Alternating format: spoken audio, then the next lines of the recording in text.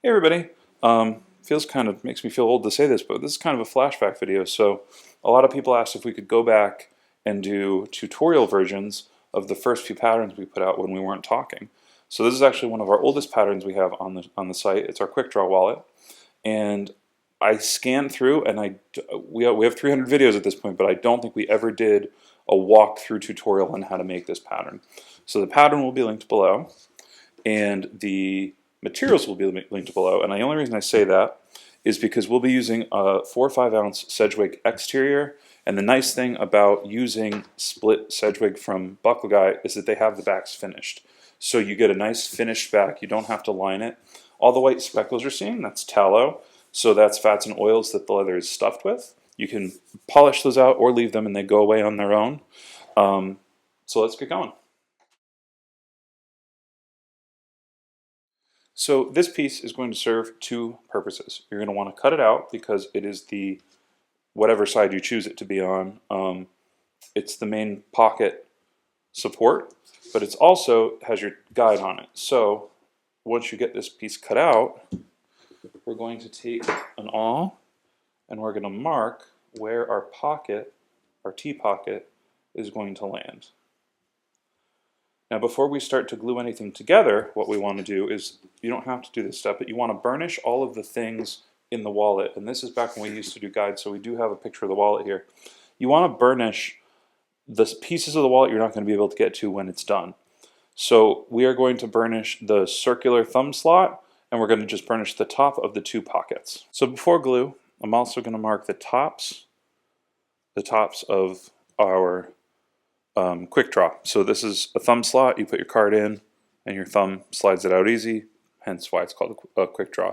I would suggest putting it on whatever side the person is handed. So if it's for a right-handed person, I would lay the wallet out like this because you open in quick draw, and obviously for a left-handed person, you would open it up in quick draw like that. Once we have those markings, we can start gluing. We just have normal barge cement here. And remember too, if your barge cement starts to get a little bit thick, you can just use some barge thinner and it will get you, you gotta be a little careful because you don't want it too runny, but it will get you back to good working shape, because I didn't know barge thinner existed for a long time, and it helps extend the life of a big container of this if you're kind of constantly opening and closing it, which I know we can get a glue pot, but we tried them and we just kind of ended up sticking with this as our glue pot. On the pattern, you'll see that there's a trim allowance. So the hard line is where you're aiming to cut, but the trim allowance is to give you a little extra because you can make this pattern in many different thicknesses. For the interior, I would not go over like a 3 ounce, maybe a 3.5. The exterior, you can go pretty thick. I'm going like 4 or 5. It might be, it's a heavy 4, so it's probably closer to 5. So that's our first pocket done. And then our second pocket, we sewed in a U shape, or we glued in a U shape. And that one, I'm going to actually line up from the bottom up. And you can put this thumb slider in either direction. I like doing it with the big at the side at the top, because your thumb kind of it doesn't swipe directly up, it kind of swipes like this way.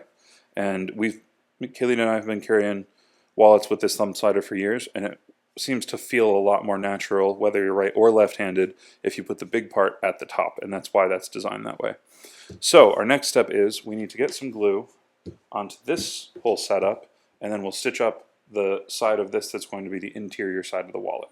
All we need to do here is I'm using a 5-stitch chisel, or 5-prong chisel, and we're going to sew that together so that when we put our cards in, nothing falls out before we install our bottom pocket.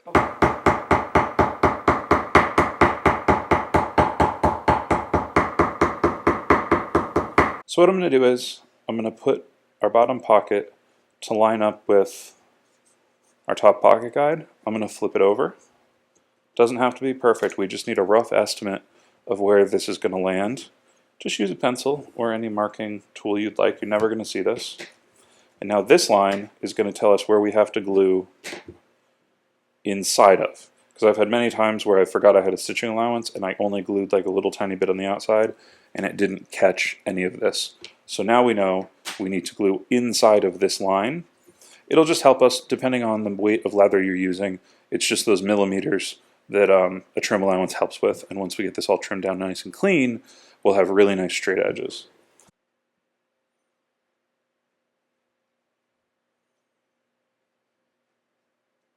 So believe it or not, this is actually the inside of the wallet. The back's just finished really nice. That's the outside of the wallet. I'm right-handed, so I'm going to make this wallet with our quick draw on the right side. So when I open it up, I can quick draw like that, which means I need to stitch this side. Now I've already sanded this down so that it's nice and even, and I'm not going to go all the way to the end. The first thing I'm going to do is I'm going to mark my bottom stitch line, which I know is going to also include our main wallet body. Then I'm going to go up about probably a quarter to a half inch, and that's where I'm going to do my stitch line for this part so that we don't have to worry about matching up stitches there. And it's a nice little design detail to have a little break in stitching. This is a good project to use a 3.85 millimeter spacing on. I'm going to use a 5 millimeter to show that you don't have to use. I know a lot of people like using bigger stitching. And with the braided main cord that we're using, similar to Ritza, it fills up these holes nicely. So my thing with stitching is, as long as it looks proportionate to the piece, I don't really care like the sizing of it.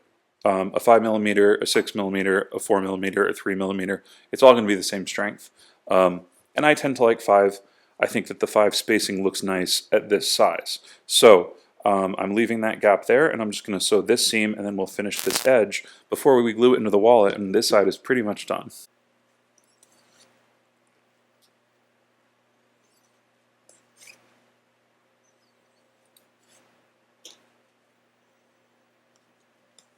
Alright, so now we can see our color palette starting to come together, and I really love this olive color from Main Thread. This is their braided wax cord in .2020, and it performs similar to Ritza, but like I was saying, I like how it fills the spacing of a 5 millimeter stitch hole. I think it looks balanced.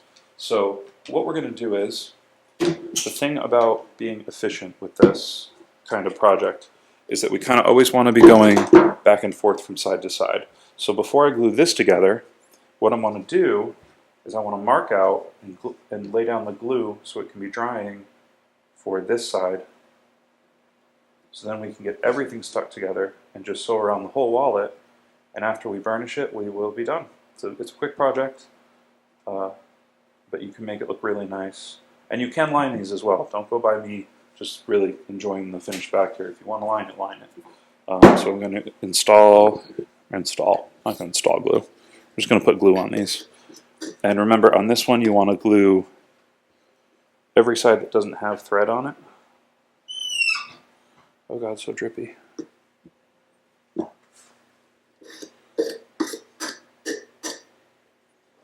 And you can go, if you go a little deep on your glue line, don't worry about it. You can just break it open with a bone folder when you're done and free up space for your cards. It's not going to be permanent. And then where we made our marks, we're going to glue that same amount just over, down, and over.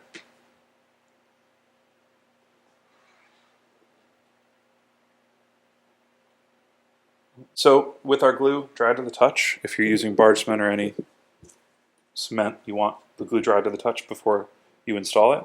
I forgot to put a logo on it. I'm not going to go ahead and do it. I'm just going to leave it brandless. I'm just going to do my best to butt up to the edges of the T-pocket we installed, because then we know everything is centered, as best we can at least. And then we're going to grab our hammer and give her a tap tap to set the glue.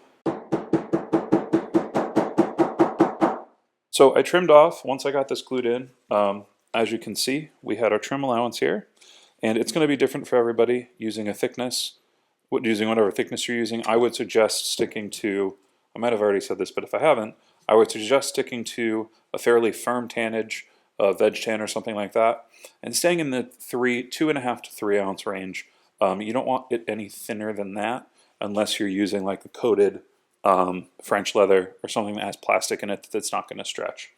I've already glued in on one side our quick release pocket. So the next step is to just do basically the exact same thing on this side. So what I'm going to do is I'm going to mark I'm going to put my piece where I want it, then I'm going to lower it a tiny bit and make a mark with my pencil, and that's just so that when this is all sewn up, the pencil mark is hidden. You can also use an awl, but I like to use pencils or Sharpies actually. When the back is finished, it's kind of hard to get an awl mark in there that you can see. Get that paper towel, and we're just installing more glue. And now there are some tips and tricks to this once we get to sewing. As you can see, we have straight corners here, but you can keep them razor straight if you'd like. I like to do a rounded corner, but the stitching is a right angle. So I'll show you how to do that really quickly once we're all put together and sewn up. But until then, it's just the normal glue her up and sew her up. So believe it or not, we're already at our last glue up of the project, and I'm going to start again from the base here, or from the side, I guess, and line up one corner, and then just make sure that I get one side flat. Push in to make sure that I don't have any steep hangovers or anything like that. So we're going to sand this twice. The first time we're going to do it is before we lay our full stitch line. The first thing I'm going to do is flip this over and trim off, as long as your blade is sharp, any little slivers that I can, and that'll help me with my sanding, just kind of make it easier. But we want to be careful because we don't want to carve any divots into the sides that are really hard to sand out in the end. So really you could just do this step, set your stitch line, and do your final sanding later. But all I'm doing is just going around and seeing if I see any overhangs. And that should be good.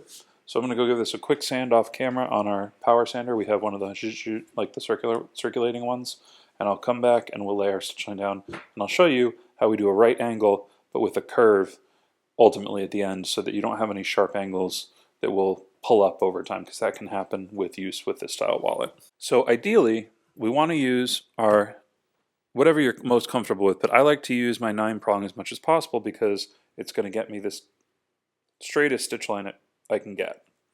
I'm going to start by overhanging one prong so that I know I'm not going to split this seam. Then I'm going to go down to my corner here and see how this is looking. So I see here that I'm going to be a little off. So I'm going to go to my 5-prong and I'm going to check that one. Now that one looks pretty good, but what we can do is we can go up one like this, punch from there. Then on this side, we can just move our stitching chisel in a little tiny bit, and that will take up that extra space, and when it's stitched you will have no idea that that spacing right there is probably a 1/2 millimeter different. So I'm going to work my way down this side, but I'm not going to do that last bit of spacing. I'm going to go over here and I'm going to do the same thing we did on the other side. And if you have square cuts, you're probably going to need to do roughly the same thing. So it looks like we're roughly the same here. Now, if you only have a 9-tooth, what you can do is you can punch this and then you can just go up to where you can reach, right? I'll do it with this one. So I want a stitch in this corner. That's going to line up perfectly just as it did at the top. So without using the 5-tooth, I'm just using less holes on my 9-tooth. With this design, you don't have to stitch the middle if you don't want to. Since I'm using a thicker leather, I'm going to stitch that, but the first thing I'm going to do is I am going to lay out the stitches on the pockets, because again, we don't want to stitch like right in the middle of that seam on a T-pocket. That's not a good look, and over time it gets curly and kind of weird. So I would rather make up stitch spacing in here than have a hole right where my pocket splits, and I'm going to do that right away on the other side, because that's it's not hard, but it's the one thing that I worry about the most when I'm laying out my stitch line. Now, if we want to get the center filled in, we can see if we got lucky. And we pretty much did.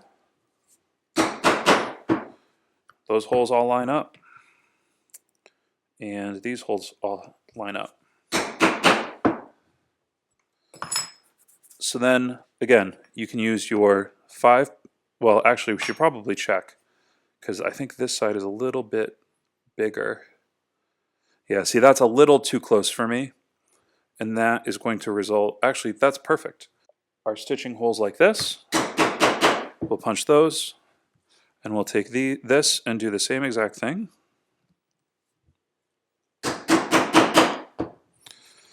Then we'll flip it, and we'll go right next to it with our chisel to do this side, to do this seam.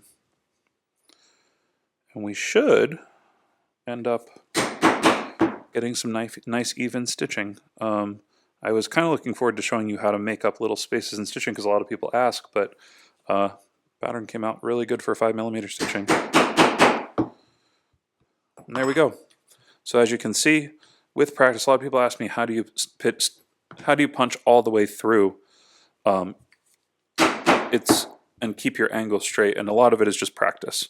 You just have to learn how to hold the chisel at the same angle over and over and over again. So I'm going to stitch through this. You guys see me sew all the time.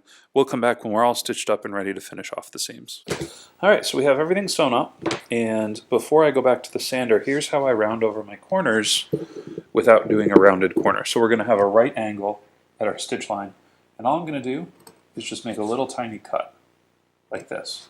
When I go over to the sander, I'm going to turn that cut into just a little bit of a rounded over corner. Think of it as like cutting the edge on a piece of wood. And the only thing that does is over time, that sharp piece will lift and separate the glue, and it can cause a stress point.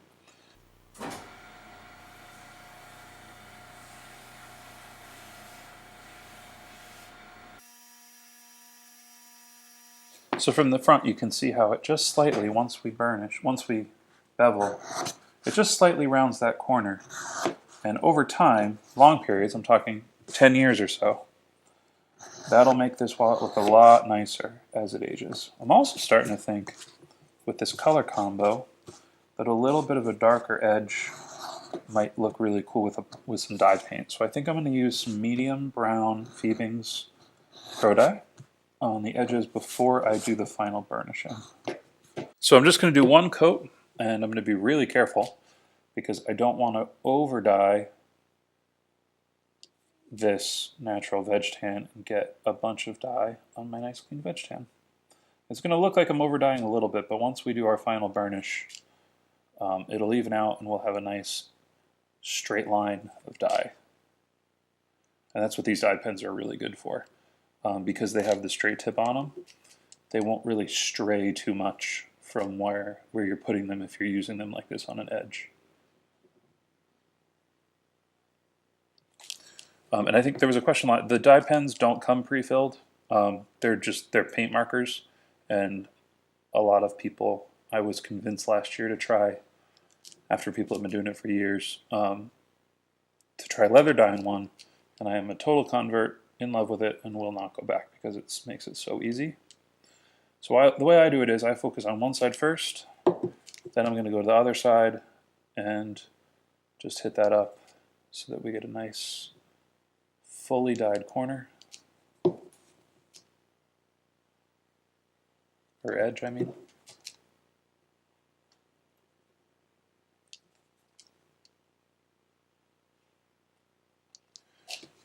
And now it's time to burnish. So y'all know the drill, a little bit of Tokonol.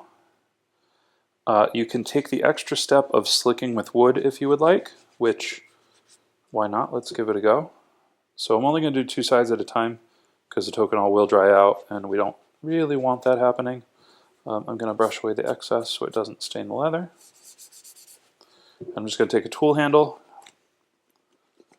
as a slicker, and I'm not going to go crazy on it. I'm just going to do a little bit until we start to see that shine up. I'm not going for a mirror edge or anything, just something that looks nice. Then I'm going to take another little dab of Tokonol, put it on those same two edges but a little bit less. And I'm going to get my canvas.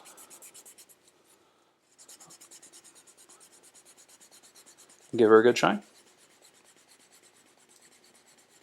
So you're going to notice on this side that when you put this card in, it sticks out past this entire card bank, and that's on purpose. This gap is a little bit bigger than normal to account for that, and that's so that you can grab it quickly and pull it out. That is also my medical card, so I should probably keep that in my pocket. We have our quick draw, which works great. We have 1, 2, 3 card slots, 4 card slots, 5 card slots. This side also fits folded bills. This side also fits folded bills if you'd like to, but this is size 2 fit folded currency. It folds, it's nice and slim, and this is with no skiving, using just standard 2-3 ounce and one nice layer of 5-6 ounce Sedgwick. And so that's going to be it. Finally we got to the tutorial for, gosh, one of our oldest patterns we've had on the website, the quick draw wallet. And so we'll try to go through and take care of the ones that we haven't taken care of yet, because a lot of people write in asking for the video tutorials to go along with the patterns on the website, and we started making the patterns before we started talking. So thank you guys so much for watching, and we'll see you in the next one.